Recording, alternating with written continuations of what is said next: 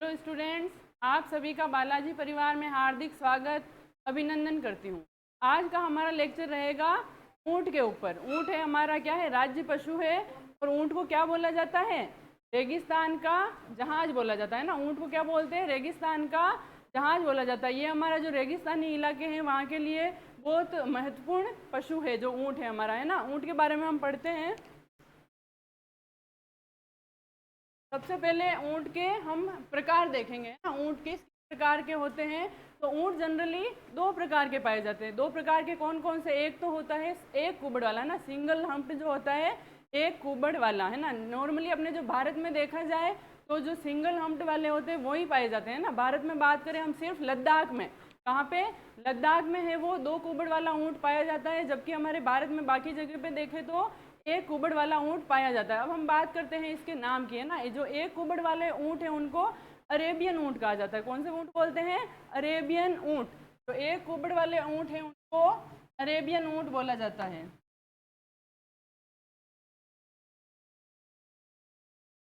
तो अरेबियन ऊँट बोलते हैं। और इनके अगर हम नाम की बात करें तो जो एक कुबड़ वाला ऊँट है उसका नाम होता है कैमेलिस ड्रोमेडेरियंस। क्या होता है, कैमेलिस ड्रोमेडेरियंस। अगर हमारे भारत की बात करें, जैसा मैंने आपको बताया था कि एक कुबड़ वाला ऊँट भारत में पाया जाता है। और जो लद्दाख है ना, लद्दाख है वहाँ पे दो कुबड़ वाले ऊँट भी पाए जाते हैं। जो दो कुबड़ वाले ऊँट हैं इस प्रकार से ये क्या ठंडे प्रदेशों में पाए जाते हैं ना, इसलिए ये कहाँ पाया जाता है, लद्दाख में पाया जाता है अपने यहाँ पे। जबकि अपने इधर गर्म प्रदेश में, गर्म और शुष्क की हम बात करें तो एक कुबड़ वाला या जिसको बोलते हैं सिंगल हम्प्ड, है ना, ये ऊँट यहाँ पे पाए जाते हैं। अब ये आप देखें सिंगल हम्प्ड, ये इसके एक ही हम्प दिखाई दे रहा है आपको ना, ये होता है सिंगल हम्प वाला और ये है डबल हम्प वाला। ये इस प्रकार से दो हम्प पाए जाते हैं। और ये स्पेशली अगर हम भारत की बात करें तो कहाँ पाए जाते हैं, लद्दाख में, है ना।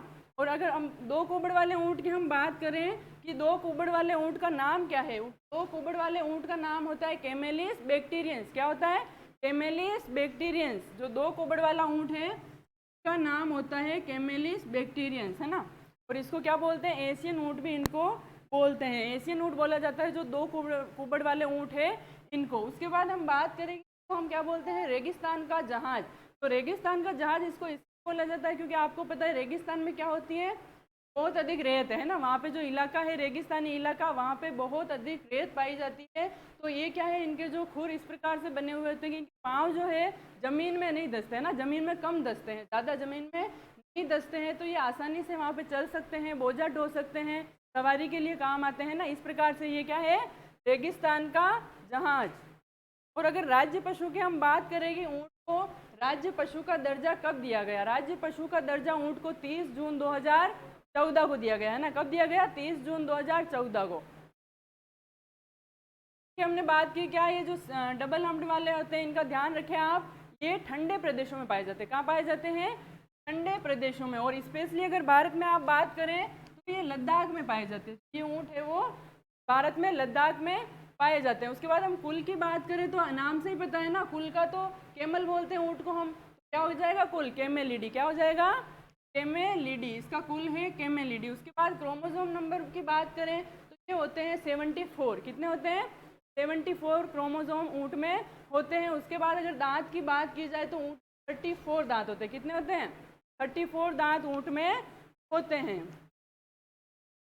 नेक्स्ट हम बात करते हैं सर्वाधिक ऊँट कहाँ पाए जाते हैं ना। अगर हम विश्व की बात करें ना, विश्व लेवल पे अगर आप देखें विश्व में सर्वाधिक ऊँट कहाँ पाए जाते हैं, तो विश्व में सर्वाधिक ऊँट सोमालिया में पाए जाते हैं। कहाँ पाए जाते हैं, सोमालिया में विश्व में सर्वाधिक ऊँट पाए जाते हैं। उसके बाद अगर भारत के स्थान की हम बात करें तो भारत का ऊँट में कौन सा स्थान है, 5वां स्थान है। कौन सा है, 5वां स्थान। अगर भारत के स्थान के बारे में आपसे पूछा जाए तो भारत का 5वां स्थान है। सर्वाधिक ऊँट सोमालिया में है, जबकि भारत का हम देखें तो 5वां स्थान है। और अगर हम बात करते हैं इंडिया की, है ना, इंडिया के अंदर हम देखें तो इंडिया में सर्वाधिक ऊँट कहाँ पाए जाते हैं, राजस्थान में। कहाँ पाए जाते हैं, राजस्थान में। जो इंडिया है, इंडिया के अंदर अगर आपसे पूछा जाए कि इंडिया में सर्वाधिक ऊँट कहाँ पाए जाते हैं, तो इंडिया में सर्वाधिक ऊँट राजस्थान में पाए जाते हैं। उसके बाद अगर राजस्थान में आपसे पूछे कि राजस्थान में सर्वाधिक ऊँट कहाँ पाए जाते हैं, तो राजस्थान में सर्वाधिक ऊँट बाड़मेर में पाए जाते हैं। कहाँ पाए जाते हैं, बाड़मेर में। जो राजस्थान है हमारा, राजस्थान में सर्वाधिक ऊँट बाड़मेर में पाए जाते हैं। और अगर सबसे कम पूछ लिया जाए तो झालावाड़, है ना, सबसे कम ऊँट है झालावाड़ में। राजस्थान में सर्वाधिक बाड़मेर में पाए जाते हैं। और सेकंड की बात करें अपन तो बीकानेर है ना, बाड़मेर के बाद अगर सेकंड स्थान देखें तो बीकानेर का है।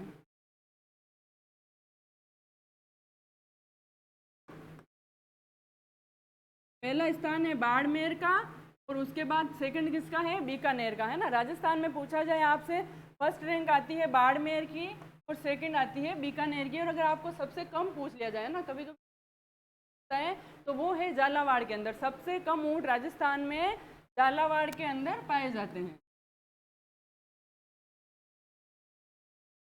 उसके बाद इसके सामान्य में आप देखें, ये चीज़ तो आपको जनरल सबको पता है, इसको रेगिस्तान का जहाज बोला जाता है ना, रेगिस्तान का जहाज ऊँट को बोला जाता है। इसके बाद हम अगर बात करें भारत में कितने ऊँट पाए जाते, मतलब विश्व का जो टोटल अगर विश्व में ऊँट पाए जाते हैं उनका कितना परसेंट भारत में पाया जाता है, तो भारत में 10%। कितने, 10% ऊँट भारत में पाए जाते हैं। जितना टोटल विश्व में पाए जाते हैं उनमें से भारत में 10% ऊँट पाए जाते हैं। उसके बाद हमने बात की क्या, राजस्थान में ऊँट को राज्य पशु का दर्जा है ना, ये राज्य पशु का दर्जा दिया गया है। इसको कब दिया गया ये पूछ सकते हैं आपको, ये है 30 जून 2014 दिया गया है।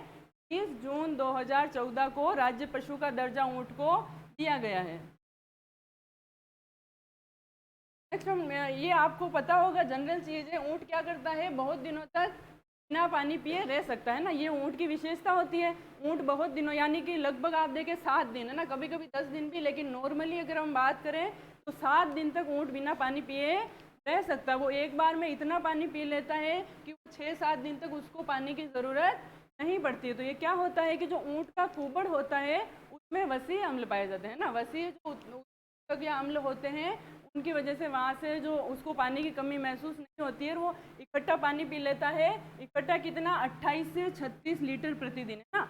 ऊँट की अगर हम पानी की बात करें आवश्यकता की, तो कितना, 18 से 36 लीटर प्रतिदिन पानी पीता है। लेकिन अगर आपसे ये पूछा जाए कि ऊँट कितना पानी एक बार में पी सकता है ना, उसकी अगर कैपेसिटी पूछी जाए तो 135 लीटर तक पी सकता है। ऊँट कितना पी सकता है, एक बार में 135 लीटर तक पानी पी सकता है।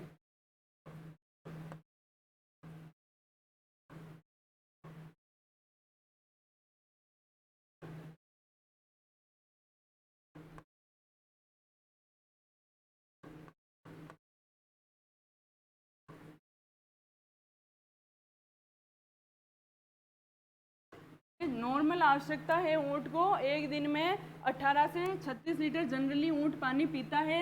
लेकिन अगर कैपेसिटी की हम बात करें तो एक ऊँट एक दिन में, मतलब एक बार में, ओनली वन टाइम में वो कितना, 135 लीटर तक पानी पी सकता है।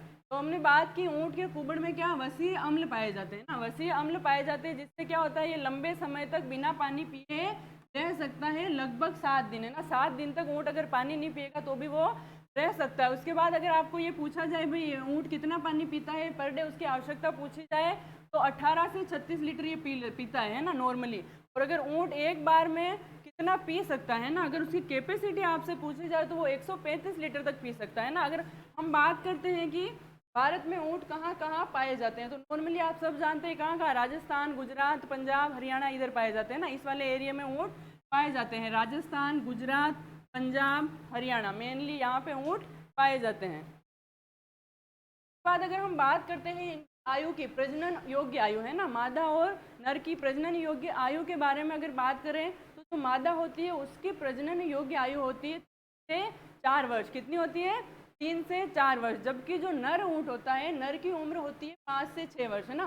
प्रजनन के लिए अगर उम्र पूछी जाए तो मादा की उम्र है 3 से 4 वर्ष और नर की उम्र कितनी है, 5 से 6 वर्ष होती है। और प्रजनन के लिए जो ऊँट काम में लिया जाता है उस ऊँट क्या कहते हैं, माही है ना, माही ऊँट कहा जाता है। प्रजनन के लिए जो ऊँट काम में लेते हैं उसको माही ऊँट कहते हैं। उसके बाद हम बात करते हैं गर्भकाल की, है ना। इसका ऊँटनी का जो गर्भकाल होता है वो होता है 390 दिन। कितना होता है, 390 दिन इसका गर्भकाल होता है। उसके बाद हम बात करें ऊँट क्या होता है, प्रेरित ब्रीडर होता है। प्रेरित ब्रीडर कैसे, कि जो ऊँटनी होती है उसमें लगातार अंडाणुओं का निर्माण नहीं होता है, ये प्रेरित ब्रीडर है, यानी कि उसमें लगातार अंडाणुओं का निर्माण नहीं होगा और जब ये नर के संपर्क में आती है उसी टाइम अंडाणु का निर्माण होता है, इसीलिए इसको क्या बोला जाता है, प्रेरित ब्रीडर बोलते हैं ना। आप याद रखें, ये इंपॉर्टेंट है। ऊँट जो होता है प्रेरित ब्रीडर होता है, यानी कि मादा हमेशा अंडाणु का निर्माण नहीं करती है, जब नर के संपर्क में आएगी तभी अंडाणु का निर्माण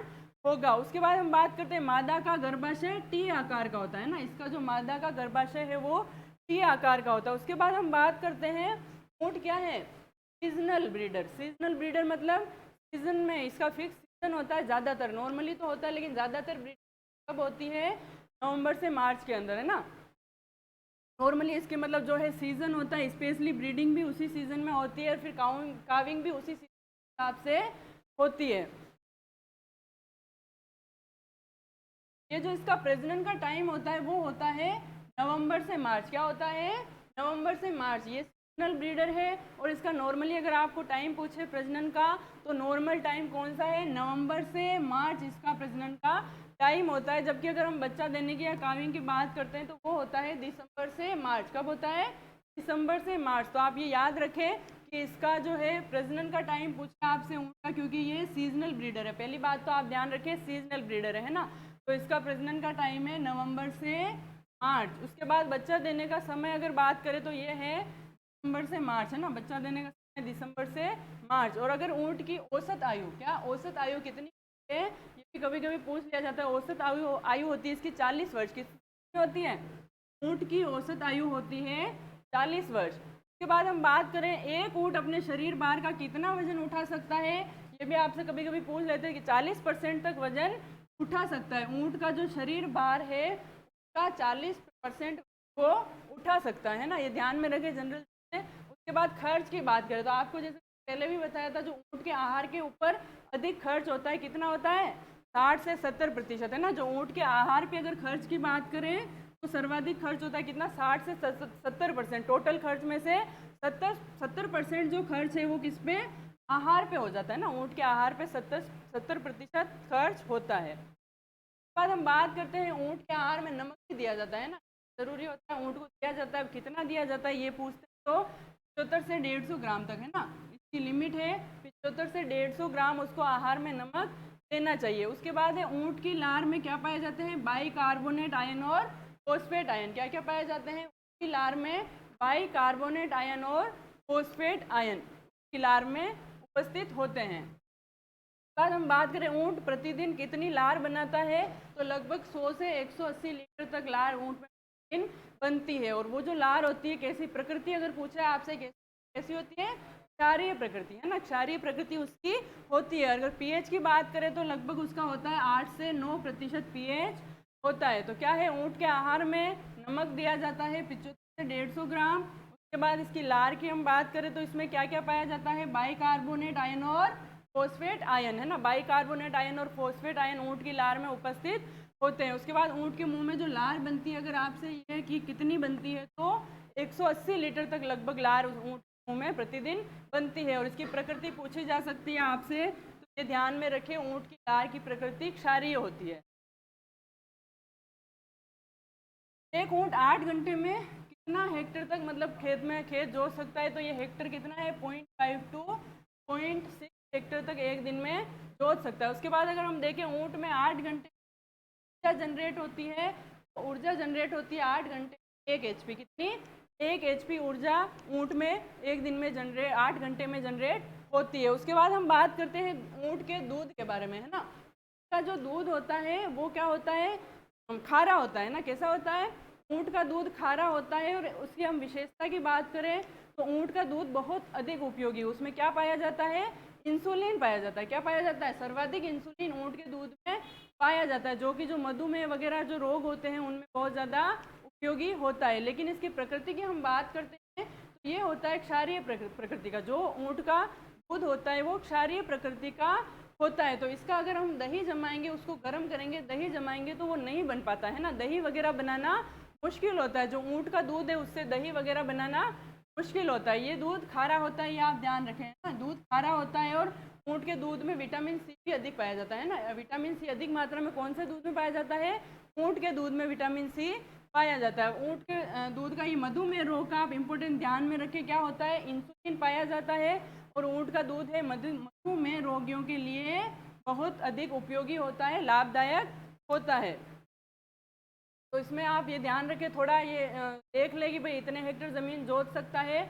उसके बाद आप दूध में देखें खारा होता है, ये हमेशा ध्यान रखें। ऊँट का दूध होता है वो खारा होता है और उसका दही जमाना मुश्किल होता है। और इसमें जो अगर आप रोग, मधुमेह रोग के लिए ये उपयोगी इसका दूध होता है। नेक्स्ट हमने बात की क्या, इसके दूध में क्या पाया जाता है, सर्वाधिक इंसुलिन, है ना। ये पूछा गया क्वेश्चन भी है और आगे भी आपसे पूछा जा सकता है, तो आप इसको अच्छे से याद करें। क्या है, ऊँट के दूध में सर्वाधिक इंसुलिन पाया जाता है। उसके बाद हम बात करते हैं, क्या हमने जैसे बात की, क्या है, विटामिन सी। जो विटामिन सी है वो ऊँट के दूध में सर्वाधिक पाया जाता है ना, नॉर्मल दूध में इतना नहीं। ऊँट का दूध है, ऊँट के दूध जनरली तो आपने देखा कि क्या विटामिन सी में कमी होती है ना, लेकिन ऊँट के दूध की अगर हम बात करें तो ऊँट के दूध में विटामिन सी सर्वाधिक मात्रा में पाया जाता है। ये आप ध्यान रखें, पूछ सकते हैं ना। उसके बाद दूध क्षारीय प्रकृति का होता है, जो ऊँट का दूध है उसकी प्रकृति क्षारीय होती है। राज्य में अगर ऊँट पालक जाति की हम बात करते हैं, ये होती है रेबारी जाति, या जिसको हम राय का भी बोलते हैं ना। रेबारी जाति या राय का जाति जो है ऊँट पालक जाति है राजस्थान के अंदर।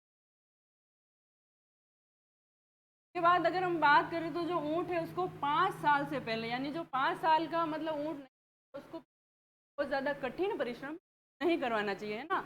जब तक वो 5 साल से अधिक नहीं हो जाता है उसको कठिन परिश्रम नहीं करवाना चाहिए। और हम की बात करें कितना एक ऊँटनी से प्राप्त होता है, तो एक मादा से 5 से 10 लीटर दूध प्राप्त किया जा सकता है ना, 5 से 10 लीटर दूध प्राप्त किया जा सकता है। उसके बाद प्रजनन में काम आने वाला बात की थी, है माही ऊँट। जो प्रजनन में जिस ऊँट को काम में लिया जाता है उस ऊँट को माही ऊँट कहते हैं ना, ये भी पूछ लेते हैं, ध्यान में रखें, माही ऊँट इसको कहा जाता है। अब हम बात करते हैं ऊँट में बड़ा मुख, यानी कि सारे दांत कब आते हैं, 8 साल बाद।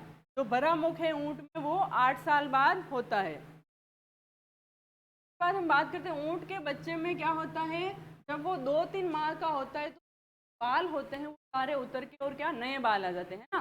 जो ऊँट का बच्चा होता है, ऊँट के बच्चे में 2-3 महीने सारे बाल उतर के उस नए बाल आ जाते हैं। नेक्स्ट हम बात करते हैं वजन की, है। कभी कभी नवजात का और वजन किया जाता है, तो जो ऊँट का नवजात बच्चा होता है, नवजात बच्चे के अंदर 35 से 40 कितना होता है, 35 से 40 किलोग्राम वजन होता है ना। नवजात का अगर वजन पूछा जाए आपसे तो 35 से 40 किलोग्राम होता है। उसके अलावा अगर नर का पूछा जाए तो 500 से लेके 750 तक हो सकता है, और मादा का पूछे तो 400 से 600 तक होता है ना। नर का वजन होता है 500 से 750 और मादा का वजन होता है 400 से 600। उसके बाद हम बात करते हैं ऊँट में कास्ट्रेशन, है ना। ऊँट में कास्ट्रेशन या जो बधियाकरण होता है वो कब करते हैं, 4 से 6 वर्ष के ऊपर। कब करते हैं, 4 से 6 वर्ष, है ना, ये ध्यान में रखें आप, 4 से 6 वर्ष की उम्र में किया जाता है। उसके बाद एक ऊँट को नोज पेग, है ना, नोज पेग और रस्सी मतलब रोप के साथ नोज पेग पहनाया जाता है, उसकी उम्र पूछी जाती है कभी कभी, है ना।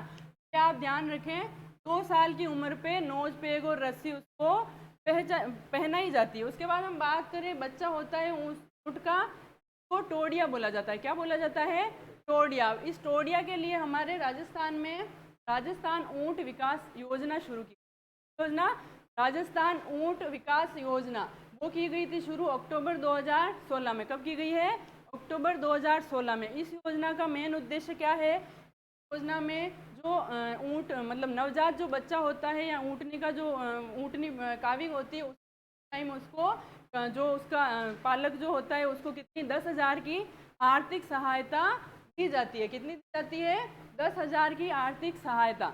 अब ये आर्थिक सहायता कब देते हैं, फर्स्ट महीने पे, है ना। जो फर्स्ट मंथ होता है जन्म का उसके दिए जाते हैं 3,000, फिर जो 9वां मंथ होता है उस पर दिए जाते हैं 3,000, है ना। उसके बाद 4,000 एक बार और 18वें मंथ पे दिए जाते हैं ना। इस प्रकार से इन टुकड़ों में जो पालक होता है उसको कितने 10,000 रुपये प्रोवाइड किए जाते हैं। ये अपने राजस्थान की योजना है, राजस्थान ऊँट विकास योजना,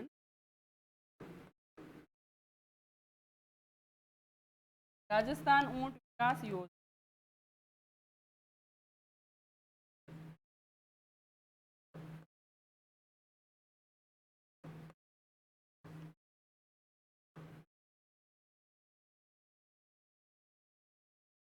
कब शुरू हुई थी, अक्टूबर 2016 में, है ना।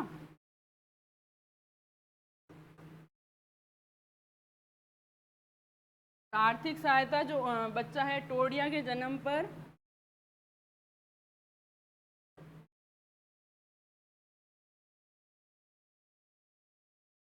हम टोडिया बोलते हैं ना, ऊँट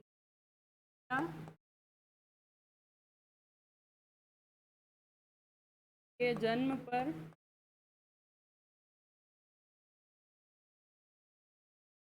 10,000 है ना, 10,000 की आर्थिक सहायता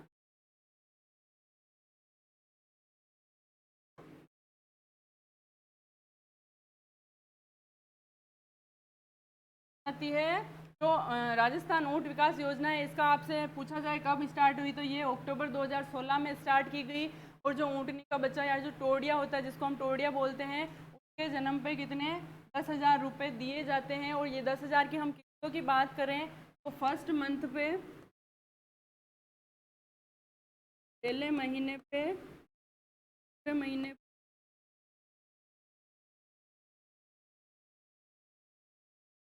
4वें महीने,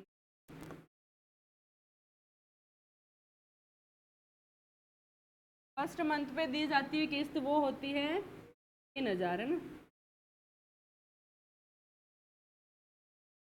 सेकेंड 90 मंथ पे 3,000 के बाद दी जाती है 4,000, 18,000 से रुपए दिए जाते हैं। 1,000, 3,000 और 4,000 की किस्तों में इसमें जो पालक होता है उसको रुपए दिए जाते हैं, नया जो बच्चा जन्म लेता है उसके ऊपर, है ना। तो ये योजना थी। इस योजना का आपसे ये पूछा जा सकता है कब, तो अक्टूबर 2016 में। और ऊँटनी के बच्चे को हम टोडिया बोलते हैं। और इसके लिए 10,000 की सहायता राशि गवर्नमेंट प्रदान करती है ना। के बाद हम बात करते हैं रुत या मस्त। यह क्या होता है, ऊँट में प्रजनन है ना। जब ऊँट प्रजनन के लिए तैयार हो जाता है तो उसमें जो श्लेष्मा झिल्ली होती है, वो श्लेष्मा झिल्ली फूलकर क्या होता है, बाहर आ जाती है ना। ये क्या है, किसकी पहचान है, ये पूछा गया क्वेश्चन है ना, इंपॉर्टेंट है, इसको आप अच्छे ध्यान में रखें। रुत या मस्त दोनों इसी को बोला जाता है ना। यह ऊँट में, और इसी को कभी कभी गोला भी बोला जाता है ना, क्योंकि ये जो झिल्ली है फूल के बाहर आ जाती है। मस्त भी बोलते हैं और गोला भी बोला जाता है।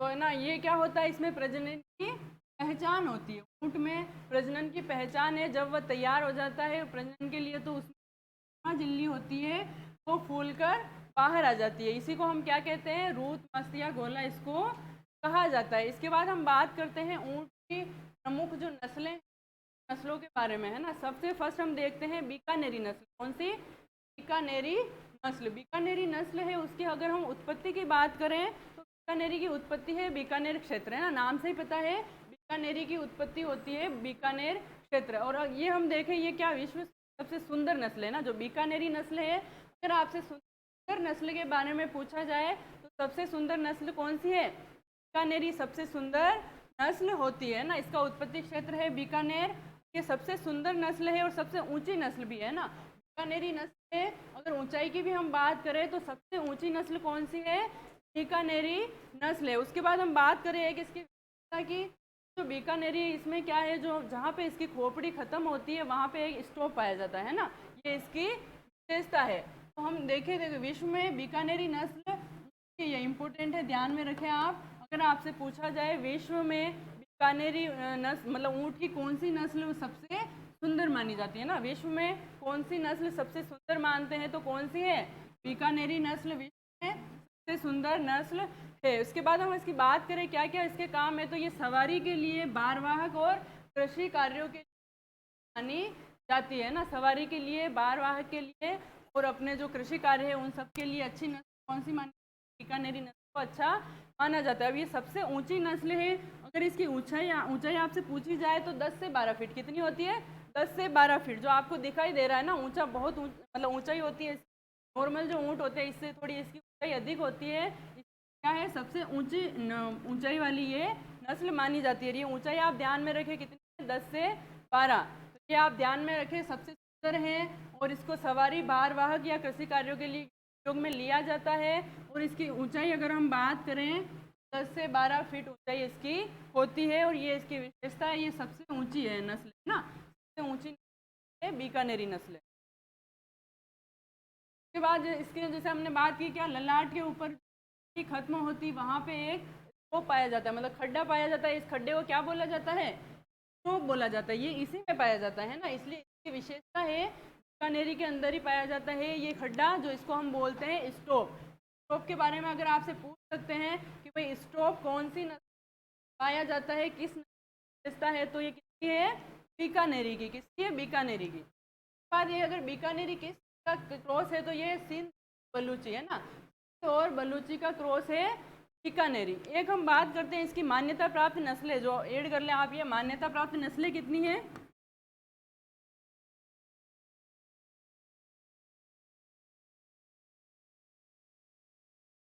ऊँट की मान्यता प्राप्त नस्लें हैं 9। कितनी है? 9 ऊँट की मान्यता प्राप्त नस्लें आपसे पूछा जाए तो हमारे जो इंडिया गवर्नमेंट के अंदर कितने रजिस्टर्ड है? 9 नस्लें रजिस्टर्ड हो चुकी है। उसके बाद हम बात कर रहे थे बीकानेरी की, तो इसका रंग आप देखें, इसका बीकानेरी का जो रंग होता है वो गहरा भूरा होता है या फिर काला हो सकता है, लेकिन नॉर्मल कलर है गहरा भूरा इसका। उसके बाद हम बात करते हैं मेवाड़ी की, है ना। मेवाड़ी ऊँट होते हैं। मेवाड़ी ऊँट की अगर हम बात करें तो इनके नाम से ही उत्पत्ति, तो नाम से ही है मेवाड़ क्षेत्र, है ना, उत्पत्ति तो इसी के नाम से है। उसके बाद अगर विशेषता की बात करें तो जो मेवाड़ी ऊँट होते हैं उनके क्या होता है, जो निचला होठ होता है वो लटका हुआ होता है ना। मेवाड़ी ऊँट में जो नीचे वाला होठ होता है वो लटका हुआ होता है, यही इसकी विशेषता होती है ना। ये जो नीचे वाला होठ, यहाँ से नीचे वाला होठ है वो थोड़ा लटका हुआ दिखाई देता है, और ये इस नस्ल की विशेषता है ना। इसका होठ क्या होता है? लटका हुआ होता है। उसके बाद आंखों की बात करें तो इसकी आंखें छोटी होती है। उसके बाद ये क्या काम आता है? कृषि कार्यों एवं बाढ़ ढोने के काम में किया जाता है। मेवाड़ी ऊँट को कृषि कार्यों के और बाढ़ ढोने के काम में किया जाता है। नेक्स्ट हम बात करते हैं जैसलमेरी की, है ना। जैसलमेरी है, ये कहाँ पे? इसका उत्पत्ति स्थान नाम से ही है, ये तो याद करने की जरूरत ही नहीं है। जैसलमेरी का कहाँ पे है उत्पत्ति स्थान? जैसलमेर क्षेत्र इसका उत्पत्ति स्थान है। ये जो ऊँट होते हैं वो तेज चाल के लिए, है ना, जो सेना के और जो जवान होते हैं तेज चाल के लिए ये प्रसिद्ध होते हैं। जो सेना के जवान होते हैं वो स्पेशली, अगर आपसे पूछा जाए कौन से ऊँट का इस्तेमाल करते हैं, ये करते हैं जो पुलिस और सेना के जवान होते हैं वो जैसलमेरी ऊँट का इस्तेमाल करते हैं। उसके बाद इसको बोला जाता है नाचना ऊँट। जैसलमेरी ऊँट को नाचना ऊँट भी बोला जाता है। और जो नाचना है एक इसकी नस्ल भी है ना, नाचना ऊँट की नस्ल भी होती है। और नाचना ऊँट की नस्ल है वो किसके लिए प्रसिद्ध है? तेज दौड़ के लिए, है ना। नाचना जो है तेज दौड़ के लिए प्रसिद्ध है।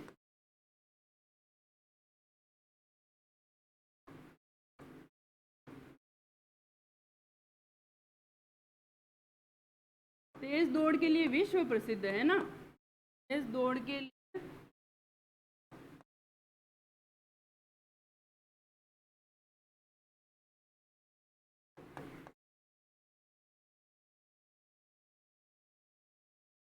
ये जो है नाचना नस्ल होती है एक, ये नस्ल है विश्व में, अगर आपसे पूछा जाए तेज दौड़ के लिए ना, नॉर्मली ये भी है तेज जिसकी, लेकिन तेज दौड़ के लिए अगर विश्व में पूछा जाए तो नाचना नस्ल है ना। नाचना नस्ल है वो तेज दौड़ के लिए विश्व विश्व प्रसिद्ध है।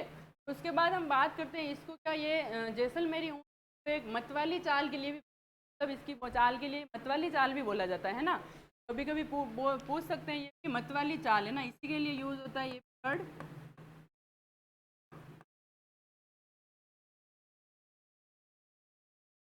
वाली चाल की अगर बात करें तो जैसलमेरी ऊँट के लिए ही है ना, मैं इसकी चाल के बारे में ही बोला जाता है। मतवाली चाल वाला ऊँट भी है जो कौन सा है? जैसलमेरी, है ना। अब इसको जैसलमेरी को वैसे नाचना बोला जाता है, नाचना ऊँट कहते हैं इसको।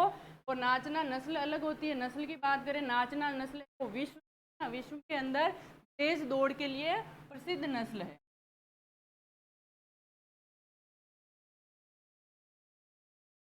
और किसके लिए उपयुक्त है? जो उपयुक्त है, सवारी है तो उपयुक्त है। नस्ल की अगर हम आंखों की बात करें तो आंखें सिर के अनुपात में क्या होती है? बड़ी होती है ना। इसकी आंखें सिर के अनुपात में बड़ी होती है, जबकि जो मेवाड़ी था उसकी आंखें छोटी है, लेकिन ये ऊँट है आंखें सिर के अनुपात में बड़ी होती है। उसके बाद अगर हम चाल की बात करते हैं तो 100 से 140 किलोमीटर चाल के लिए प्रसिद्ध है, मतवाली चाल यानी। तो इसकी चाल की हम बात करें तो 100 से 140 किलोमीटर इसकी चाल कितनी है?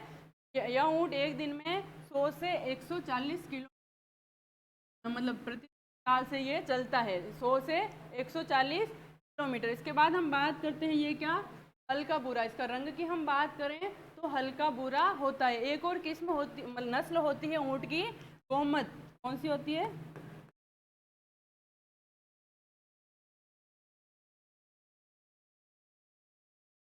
गोमट। तो गोमट भी लिखा जाता है ना, लेकिन गोमट है इसका क्या है, इसका अगर उत्पत्ति की बात करें आप, ये होती है उत्पत्ति इसकी जोधपुर है ना, उत्पत्ति इसकी है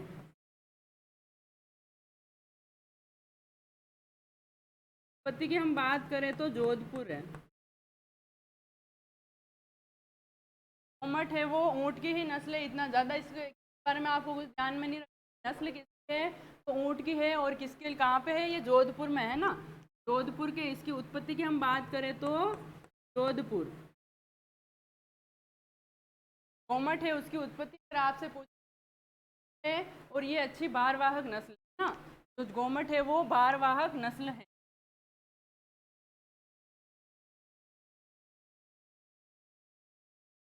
गोमट है ये भारवाहक नस्ल है, और इसकी उत्पत्ति बस यही, आपसे इसके बारे में ज़्यादा कुछ ध्यान में नहीं रखना है कि जो गोमट है वो ऊँट की है। मेन तो ये है कि ऊँट की है, जोधपुर के मतलब उत्पत्ति जोधपुर है, और ये भारवाहक नस्ल होती है।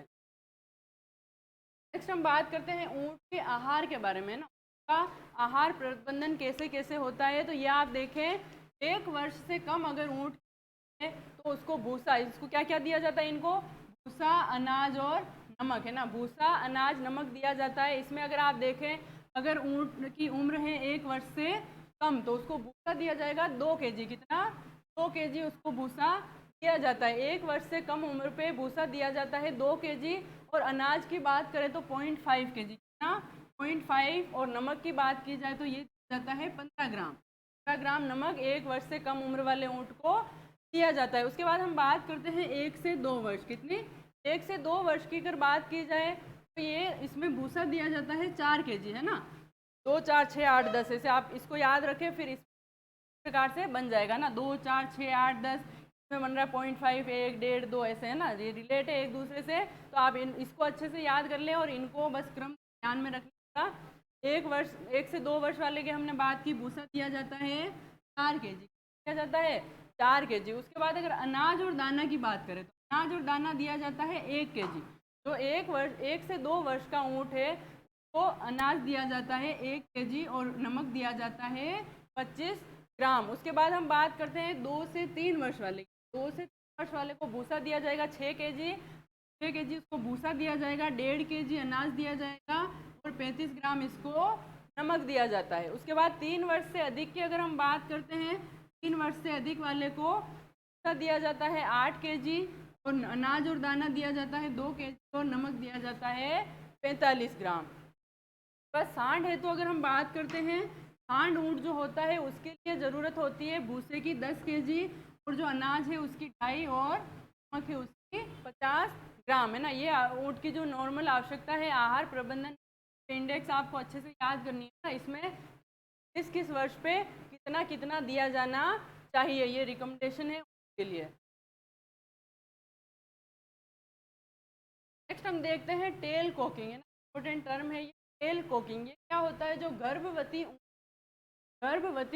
गर्भ धारण के बाद जो पूंछ उठाकर जो रखती है वही होता है, क्या होता है, टेल कोकिंग। गर्भवती का पूंछ उठाकर रहना, यानी जो गर्भ धारण का प्रमुख लक्षण, जब गर्भ धारण हो चुका होता है तब ऊँटनी पूंछ उठाकर रहती है। और जनरली ये क्रिया कब होती है, 2-3 सप्ताह बाद है ना, गर्भ धारण करने के 2-3 सप्ताह बाद ये क्रिया होती है। और ये होती क्या है, गर्भवती ऊँटनी होती है वो गर्भ धारण के बाद क्या करती है, पूंछ उठाकर रखती है। और ये समय आप देखें 2 से 3 सप्ताह, गर्भ धारण के बाद 2 से 3 सप्ताह बाद ऐसा होता है। तो ये इसकी पहचान है कि भाई इसका गर्भ धारण हो चुका है। उसके बाद हम बात करें गर्गलिंग की है ना। गर्गलिंग क्या होता है, जो नर ऊँट होता है, जो नर ऊँट काल में जो आवाज़ करता है उसको क्या बोलते हैं, गर्गलिंग बोला जाता है ना, गर्गलिंग उसको बोला जाता है। उसके बाद हम बात करते हैं एक ऊँट का जो वीर्य निस्तारण है, वो निस्तारण 8 से 10 ml होता है। एक बार में एक ऊँट का वीर्य निस्तारण 8 से 10 ml होता है। और जो ऊँट की आरबीसी होती है उसमें कितनी 240% तक फैलने की कैपेसिटी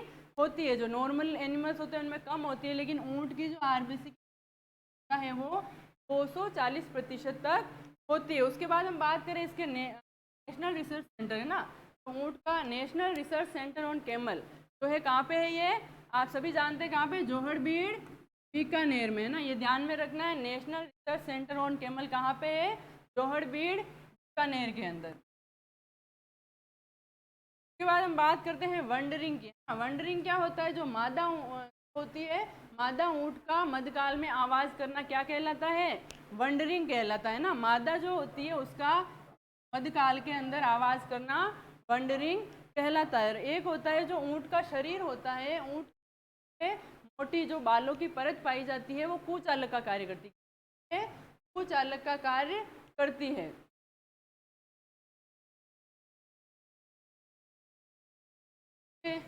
अपना हो चुका है, इसमें अगर किसी को कोई क्वेश्चन हो तो बता दे, बाकी ऊँट कंप्लीट हो चुका है।